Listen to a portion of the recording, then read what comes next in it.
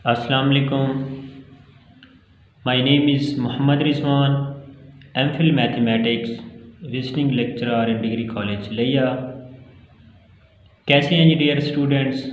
उम्मीद है कि खैरियत से होंगे आप लोग। सबसे पहले मेरे चैनल को सब्सक्राइब करें, साथ में दिए गए बेल आइकन को प्रेस करें ताकि हर नई आने वाली वीडियो आप लोग देख सकें। वीडियो को लाइक करें, वीडियो अच्छी लगे तो कमेंट्स में ज़रूर बताएं। किसी टॉपिक में आप लोगों को समझ नहीं आती, आप लोग कमेंट्स में पूछ सकते हैं, या मेरा ऊपर व्हाट्सएप नंबर दिया गया है उस पर भी आप लोग पूछ सकते हैं। ये जो सब्जेक्ट मैं आप लोगों को पढ़ाने जा रहा हूँ, बीएस फर्स्ट सेमेस्टर एडीए और ईडीएस की क्लासेस में पढ़ाया जाता है। सेकंड सेमेस्टर की जो बुक है उसके मैंने कुछ लेक्चर अपलोड किए थे इसी चैनल पे। तकरीबन 3 मॉड्यूल के लेक्चर्स मैंने अपलोड किए थे। अब इस बुक के फर्स्ट सेमेस्टर की जो मैथ की बुक है एक्सप्लोरिंग क्वांटिटेटिव स्किल्स, इसके मैं लेक्चर अपलोड करने जा रहा हूँ। और इसके जो आने वाली बुक पे मैंने आप लोगों को लेक्चर समझाने हैं, इसके टोटल 7 मॉड्यूल हैं। इन 7 मॉड्यूल को हम 1 बाय 1 डिस्कस करेंगे। यहाँ से मैं सेकंड मॉड्यूल से स्टार्ट करने लगा हूँ। हम मॉड्यूल में टॉपिक्स, उसके साथ उसकी एग्जांपल्स और उसकी एक्सरसाइज को डिस्कस करेंगे। जैसे ही हमारा मॉड्यूल कंप्लीट होगा उसके साथ साथ मैं नोट्स बनाता जाऊँगा। अगर वो किसी को नोट्स चैप्टर वाइज चाहिए हों तो पीडीएफ की फॉर्म में वो भी आप लोगों को मिल सकते हैं। कुछ क्वेश्चंस ऐसे हैं बुक में जो सॉल्व नहीं है, वो भी मैं यहाँ पे 1 बाय 1 उसको भी सॉल्व करूँगा। कुछ क्वेश्चंस को मैं यहाँ बाई रिटन लिखूँगा, लिख के आप लोगों को एक एक बात क्लियर करवाऊँगा। उम्मीद है कि सारी चीज़ें आप लोगों को अच्छी तरह क्लियर होंगी।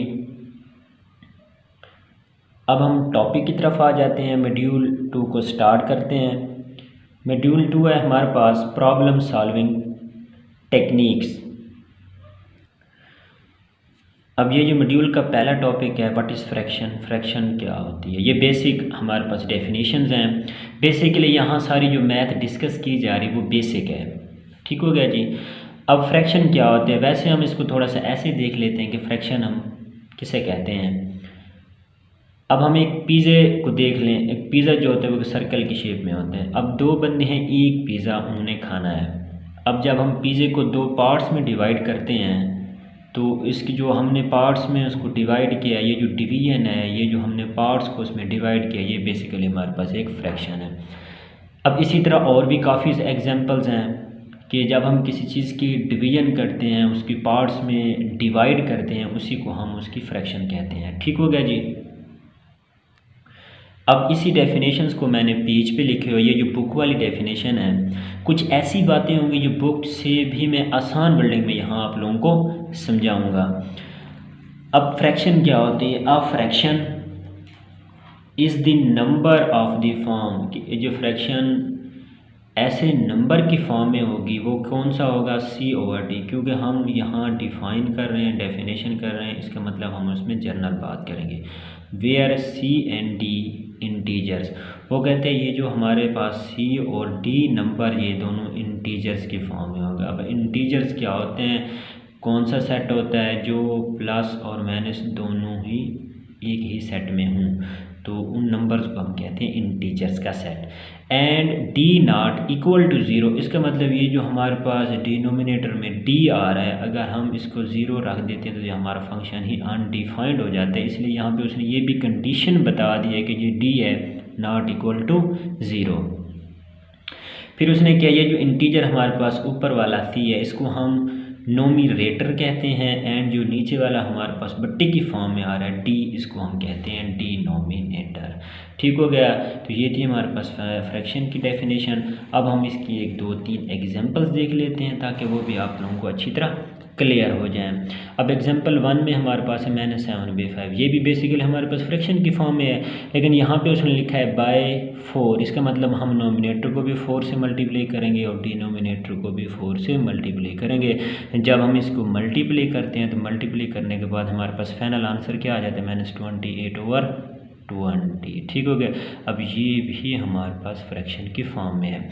अब इसी तरह दूसरी एग्जांपल उसने ली है, -7/5 is equal to 7/-5 is equal to -7/5। वो कहते हैं इन तीनों का एक ही मतलब है, तो ये तीनों हमारे पास किसकी फॉर्म में, फ्रैक्शन की फॉर्म है। अब इसी तरह एग्जांपल नंबर 3 जो उसने लिखी है 40/72। अब वो कहते हैं 40 किसके इक्वल होते हैं, 8 क्रॉस 5 करें तो 40 बनता है, फिर ओवर हमारे पास 8 क्रॉस 9 करें तो हमारे पास 72 बनता है। तो इसका मतलब उसने क्या, अगर 8 को 8 से कैंसिल कर दें तो हमारे पास क्या बचता है, 5/9। तो ये भी हमारे पास किसकी फॉर्म में आ रहा है, फ्रैक्शन के फॉर्म में। ये थी हमारे पास फ्रैक्शन की डेफिनेशंस। अब फ्रैक्शन का आगे थोड़ा सा उसने मज़ीद ऐसे एक्सप्लेन किया। उसने क्या है कि फ्रैक्शन को हम ऐड और सब्ट्रैक्ट कैसे करते हैं, फिर उसने क्या फ्रैक्शन को हम डिवाइड और मल्टीप्लाई कैसे करते हैं, उनको थोड़ा सा देख लेते हैं। उसकी एक एक दो एग्जांपल्स को कर लेते हैं ताकि वो भी हमें अच्छी तरह क्लियर हो जाए।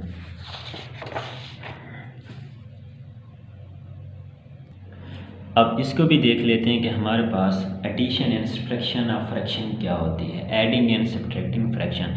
अब इसकी भी एग्जांपल्स हैं हमारे पास, -8/11 + 5। अब डिनोमिनेटर में हमारे पास 11 जो है वो सेम आ रहा है, तो हम क्या करते हैं, जब डिनोमिनेटर में हमारे पास सेम आ जाए तो हम उसको एलसीएम में वही चीज़ लिख देते हैं कि दोनों में सेम आ रहा है, तो हम एक चीज़ कॉमन लिख देते हैं। फिर क्या होता है कि 11 को 11 से हम डिवाइड करेंगे तो हमारे पास 1 आ जाएगा, फिर -8 को 1 से मल्टीप्लाई कर देंगे, फिर +5 को 1 से कर देंगे, ओवर हमारे पास 11। तो इसका जो फाइनल आंसर आएगा वो हमारे पास आ रहा है -3/11।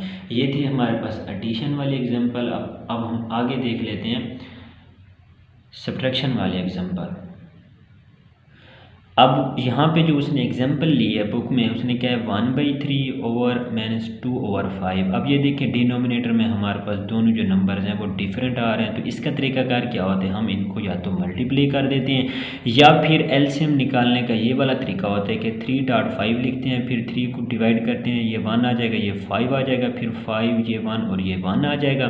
तो इन दोनों को जब हम मल्टीप्लाई करते हैं तब भी हमारे पास 15 आ जाता है। फिर उसी तरह ये वाले 3 को 15 पे डिवाइड करेंगे तो 5 आएगा, फिर 5 को 1 से मल्टीप्लाई कर देंगे, -2 को फिर 3 से मल्टीप्लाई कर देंगे, तो हमारे पास 5 - 6/15 इज इक्वल टू -1/5 आ जाएगा। ठीक हो गया जी। उम्मीद है कि ये भी छोटी छोटी सिंपल सी बातें ये भी आप लोगों को क्लियर हो गई होंगी। आगे हमारे पास है multiplying and dividing fraction. Fraction को मल्टीप्लाई और डिवाइड कैसे करते हैं, यहाँ पे इसकी भी मैंने ऐसे 2, 3, 4 एग्जांपल्स लिखी हुई हैं, इनको भी ऐसे देख लेते हैं फर्दर, तो ये भी आप लोगों को अच्छी तरह क्लियर हो जाएंगी। अब ये देखिए पहले एग्जांपल में मैंने लिखा है 10/7, ये हमारे पास एक फ्रैक्शन होगी। फिर अब हम इसको मल्टीप्लाई करने लगे हैं तो -1/3 ये दूसरी फ्रैक्शन हो गई, तो ये आ रहा है इज इक्वल टू, अब ऊपर वाले को ऊपर वाले से मल्टीप्लाई कर देंगे, नीचे वाले को नीचे वाले से मल्टीप्लाई कर देंगे, तो हमारे पास जो फाइनल आंसर आता है वो आते हैं -10/21। तो इसका मतलब ये भी हमारे पास किसकी फॉर्म में आ रहा है, फ्रैक्शन की फॉर्म में आ रहा है। फिर दूसरी एग्जांपल वे भी हमारे पास इसी तरह हम उसको मल्टीप्लाई करते हैं तो वो भी जो हमारे पास फाइनल आंसर आता है वो भी हमारे पास फ्रैक्शन की फॉर्म में आ रही है। ये दो हमने एग्जांपल्स मल्टीप्लिकेशन के लिए हैं। अब इसी तरह हम 2 एग्जांपल लेने वाले हैं डिवीजन की। अब ये देखें हमारे पास 17/8 डिवाइड 3/5 इस इक्वल टू, अब ये इसका तरीकाकार क्या होता है डिवीजन वाले का, ये तो हमने पहले वाली फ्रैक्शन लिख ली है। जब हम यहाँ पे क्रॉस लगाते हैं तो ये जो हमारे पास दूसरी फ्रैक्शन है इसको हम उल्टा देते हैं, तो ये क्या होता है, जो डिनोमिनेटर होता है वो नोमिनेटर बन जाता है, जो नोमिनेटर वो डिनोमिनेटर में आ जाते हैं। तो यहाँ पे क्या आ जाएगा 5/3 इज इक्वल टू 85/24 आ जाएगा। ठीक हो गया जी। अब इसी तरह हमारे पास 4 एग्जाम्पल है, इस डिवीजन वाली दूसरी एग्जांपल है 3/10/7/13। तो इसको भी हम ऐसे लिखेंगे, जब ये क्रॉस में लिखेंगे तो ये उल्ट हो जाएगा, तो इसमें भी जो हमारे पास आंसर आएगा वो भी हमारे पास फ्रैक्शन के फॉर्म में आ जाएगा। अब ये देखें कि उम्मीद है कि आप लोगों को ये सारी चीज़ें मैंने आसान सी वर्डिंग में आप लोगों को क्लियर करवाई हैं। क्लियर हो गई होंगी। अब इसी तरह हम नेक्स्ट चलते हैं कि अब हमारे पास नेक्स्ट डेफिनेशन क्या है। नेक्स्ट हमारे पास ऐसे सिंपल सी छोटी सी डेफिनेशन है, बेसिक डेफिनेशन है कि मिक्स्ड नंबर, अगर हमारे पास नंबर मिक्स्ड हों तो उसको हम फ्रैक्शन की फॉर्म में कैसे लिखते हैं। अब पहले इसको डिफ़ाइन कर लेते हैं, फिर एग्जांपल से हम इसको मज़ीद क्लियर कर लेंगे कि मिक्स्ड नंबर को फ्रैक्शन की फॉर्म में कैसे लिखते हैं। एन एक्सप्रेशन सच एज, वो कहते हैं कि ऐसा एक्सप्रेशन जो कि हमारे पास है 4 सही 3/8, हम इसको कैसे पढ़ते हैं 4 से 3/8 इज़ कॉल्ड मिक्स्ड नंबर। वो कहते हैं कि ये हमारे पास मिक्स्ड नंबर है। ये कब होगा, it consists of N integer. वो कहते हैं कि ये वाला जो 4 है हमारे पास, ये हमारे पास इंटीजर होगा। अब इसको हम माइनस भी लिख सकते हैं और पॉजिटिव भी लिख सकते हैं। अब ये जो दूसरा पार्ट है 3/8, ये कौन सा पार्ट है, फ्रैक्शन का पार्ट है। ठीक हो गया। अब हम एग्जांपल की तरफ आए, इसी चीज़ को हम ले लेते हैं। एग्जांपल में 4 से 3/8, जब ये कि हम 4 और 8 को मल्टीप्लाई करेंगे और 3 में जमा कर देंगे ओवर 8, तो ये जो हमारे पास आंसर आएगा 35 और 8। अब ये किसकी फॉर्म में आ रहा है, फ्रैक्शन के फॉर्म में। उम्मीद है कि ये भी छोटी सी डेफिनेशन थी, ये भी मैंने आप लोगों को क्लियर करवा दी है। अब आगे आ जाते हैं, फिर एक डेफिनेशन है सिंपल सी, फ्रैक्शनल एक्सप्रेशन क्या होता है, the number of the form. वो कहता है कि ऐसा नंबर जो किसकी फॉर्म में, हमारे पास C/D की फॉर्म में है, where either C/D is not an integer. अब ये छोटी सी बात समझने वाली है कि आइदर का क्या मतलब होता है। उसने कहा है कि C/D, अब यहाँ पे R का मतलब है या। वो कहता है कि या तो हमारे पास C हो सकता है नॉट अ इंटीजर, या वो कहता है कि D जो है ये इंटीजर नहीं हो सकता। अगर यहाँ पे वो कहता है नाइदर, इसका मतलब फिर हम कहते हैं दोनों ही नहीं है हमारे पास इंटीजर। लेकिन यहाँ आइदर की बात करें, इसका मतलब एक हमारे पास इंटीजर नहीं है, इन दोनों में से एक ऐसा नंबर है जो इंटीजर नहीं है। फिर उसने दूसरी यही बात की है कि D नॉट इक्वल टू 0, क्योंकि अगर हम D को 0 कर देते हैं तो वो हमारे पास फंक्शन ही अनडिफाइंड हो जाता है। ठीक हो गया जी। अब हम एग्जाम्पल पे आ जाते हैं, छोटी सी उसने एग्जाम्पल ली है, add the number π/2 and π/3, the number π/2 is equal to the 3π/6 and π/3 is equal to 2π/6। अब वो कहते हैं ये जो π/2 है हम इसको लिख सकते हैं 3π/6, और जो 2π/3 है इसको भी हम किसके इक्वल लिख सकते हैं, 2π/6।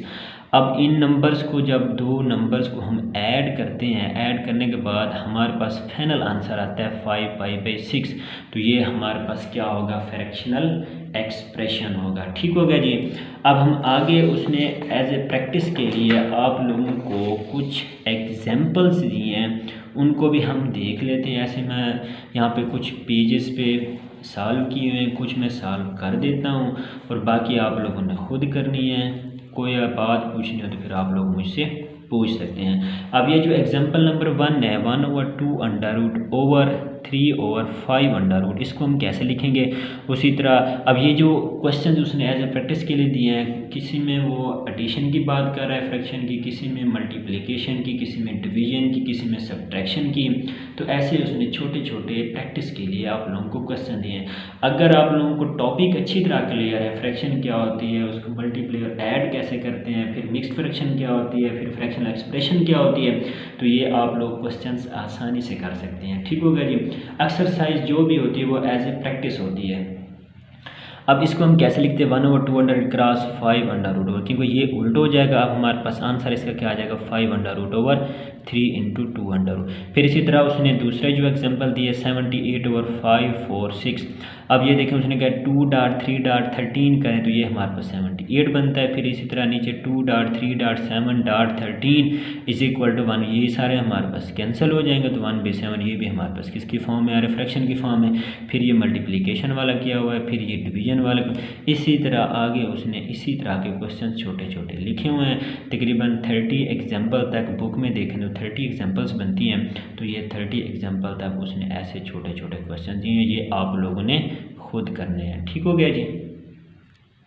हाँ जी, नेक्स्ट जो एग्जांपल्स हैं, एग्जांपल नंबर 31 से 37, ये थोड़ी सी थ्योरेटिकल एग्जांपल्स हैं, इनमें ऐसे छोटे छोटे से कंसेप्ट हैं। तो पहले हम इसके जो वर्डिंग है, जो क्वेश्चंस है उसको स्टेटमेंट को समझेंगे, फिर उसके बाद हम एक दफ़ा इसको डायग्राम से डिस्कस करेंगे, फिर उसी को हम मैथमेटिकली डिस्कस करेंगे। दोनों का आंसर हमारे पास सेम ही आएगा। अब यहाँ पे जो एग्जांपल नंबर 31 है, इसमें वो कह रहा है कि Martha spend 4/9 Martha spend 4/9 of her allowance on a food and shopping. अब मार्था यहाँ पे कोई लड़की का नाम है, वो कहता है कि उसका टोटल उसके पास 9 था, उसने 9 में से 4 हिस्सा जो है वो किस पे खर्च कर दिया है, अपनी खुराक और शॉपिंग पे। What fraction of her allowance had she left, वो कहता है कि फ्रैक्शन के ज़रिए मालूम करेंगे उसके पास बाकी कितना रह गया है। अब यहाँ पे मैं डेफिनेशन से आप लोगों को डायग्राम से आप लोगों को क्लियर करवा देता हूँ। अब मैंने यहाँ पे 9 इक्वल पार्ट्स बना दिए हैं, मतलब टोटल हमने क्या है, हमारे पास 9 पार्ट्स हैं। ठीक हो गया जी। अब उसने कहा है कि जो उसने 4 पार्ट्स क्या कर दिए हैं, खर्च कर दिए हैं। ये देखें, मैं इनको फिल कर लेता हूँ 4 पार्ट्स को। ये देखें, ये 4 पार्ट्स हमारे पास उसके खर्च हो गए हैं। ठीक हो गया जी। अब बाकी हमारे पास कितने बचते हैं, 1 2 3 4 5। इसका मतलब यहाँ पे हमारे पास आ जाएगा 5/9। अब यहाँ से आप लोगों को क्लियर हो गया कि डायग्राम से हमने ये सारी बातें क्लियर कर दी हैं। अब मैं इसको करता हूँ सॉल्यूशन मैथमेटिकली। अब मैं यहाँ पे लिखता हूँ रिमेनिंग। अब रिमेनिंग, अब हम ऐसे यहाँ पे बात कर लेते हैं। सपोज उसके पास हमारा टोटल 1 था, अब 1 में से हम क्या निकाल लेते हैं, 4/9 हिस्सा। तो अब यहाँ पे देखें, जब मैं इसका एलसीएम लेता हूँ तो यहाँ पे 9 - 4, तो ये आ जाएगा हमारे पास 5/9। तो ये देखें, ये हमारे पास उसका क्या आ गया है, जो उसके पास बच गया है टोटल। ठीक हो गया जी, शॉपिंग और अपनी खुराक पे खर्च करने के बाद। ठीक हो गया जी। उम्मीद है कि ये एग्जांपल आप लोगों को अच्छी तरह क्लियर हो गई होगी। इसी तरह बाकी एग्जांपल्स को भी हम 1 बाय 1 डिस्कस करेंगे। ठीक हो गया जी। अब एग्जांपल नंबर 32 पे आ जाते हैं। ठीक हो गया जी। एग्जांपल नंबर 32 हमारे पास है 3/5 of a group of a children were girls. अब यहाँ पे वो कहता है कि बच्चों के ग्रुप में 3/5 लड़कियाँ थी।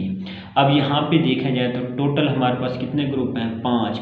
अब 5 ग्रुप में से कितनी लड़कियाँ हैं, 3 ग्रुप्स में लड़कियाँ हैं। इफ़ देयर वर 24 गर्ल्स, अगर वो कहता है कि इसमें अगर 24 गर्ल्स हैं तो how many children were there in the group, तो हमें ये बताना है कि ग्रुप में टोटल कितने बच्चे थे। अब इसी तरह इसको पहले मैं डायग्राम में देखूंगा, फिर उसके बाद हम इसको मैथमेटिकली डिस्कस करेंगे। ठीक हो गया जी। अब ये देखें, उसने कहा है कि हमारे पास कितने हैं, गर्ल्स के 3 ग्रुप हैं। अब मैंने टोटल 5 बना लिए यहाँ पे डायग्राम में, तो इसमें हमारे पास कितने हैं, 3 गर्ल्स के हैं। अब ये देखिए, इनको मैं फिल कर लेता हूँ। अब ये मैं कहता हूँ कि ये तीनों हमारे पास गर्ल्स के ग्रुप हैं। ठीक हो गया जी, इनको अच्छी तरह समझिएगा। अब हमारे पास जो गर्ल्स हैं वो कितनी हैं, अब ये यहाँ पे मैं गर्ल्स लिख लेता हूँ। ठीक हो गया जी। गर्ल्स कितनी है हमारे पास, 24। ठीक हो गया जी। अब इसका मतलब हर ग्रुप में कितने आ रहे हैं, हर पार्ट्स में 8 8 8। अब बाकी कितने बच रहे हैं, 2। अब उसमें भी इसका मतलब टोटल हमारे पास कितने आ रहे हैं, 40 आ रहे हैं। यहाँ से बात क्लियर नज़र आ रही है। इसका मतलब हर ग्रुप में 8 8 बच्चे हैं, तो यहाँ पे टोटल बच्चे कितने आ रहे हैं, 40 आ रहे हैं। ठीक हो गया जी। अब यहाँ पे मैं इसको मैथमेटिकली डिस्कस करता हूँ। अब यहाँ पे जब मैथमेटिकली भी इसको डिस्कस करेंगे तब भी हमारे पास इसका आंसर 40 ही आएगा। अब ये देखिए, यहाँ पे मैं टोटल कर लेता हूँ। अब टोटल, क्योंकि हमें टोटल का पता नहीं है, तो यहाँ पे मैं टोटल = x लिख लेता हूँ। ठीक हो गया जी। क्योंकि जिस चीज़ का हमें मालूम नहीं होता हम मैथ में उसे लेट कर लेते हैं। अब हमने इसको लेट कर लिया है। अब यहाँ पे हमारे पास गर्ल्स कितनी हैं, गर्ल्स वो हमारे पास है 3/5 x = 24। ठीक हो गया जी। हमने ये कहा है कि वो किसके equal, if there were 24 girls. तो अब यहाँ से देखिए, हम इसको सॉल्व कर लेते हैं तो हमारे पास इजीली इसका आंसर आ जाएगा 3x = 24। अब इसी चीज़ को मैं सॉल्व करने लगा हूँ तो ये आ जाएगा 3x, 5 को मैं उस तरफ ले जाता हूँ 24/5, तो ये हमारे पास आ जाएगा 3x इज़ इक्वल टू 120। अब ये देखें x मैं यहाँ पे रहने देता हूँ, यहाँ 3 मल्टीप्लाई हो रहा था, यहाँ आके डिवाइड हो जाएगा, तो ये देखें 3, अब ये देखें हमारे पास x 40 आ गया है। ठीक हो गया जी। अब ये देखें हमने इसको डायग्रामिकली देखा है तब भी हमारे पास 40 आ रहा था, और हमने इसको मैथमेटिकली डिस्कस किया है तब भी हमारे पास ये 40 आ रहा है। इसका मतलब यहाँ पे x की हमारे पास आंसर क्या आ गया है, 40 आ गया है। तो ये देखें हमने इसको डायग्रामिकली भी देखा है और मैथमेटिकली भी देखा है। उम्मीद है कि यहाँ तक जो मैंने आप लोगों को पढ़ा दिया है अच्छी तरह आप लोगों को क्लियर हो गया होगा। तो नेक्स्ट लेक्चर के लिए तब तक अल्लाह हाफिज़।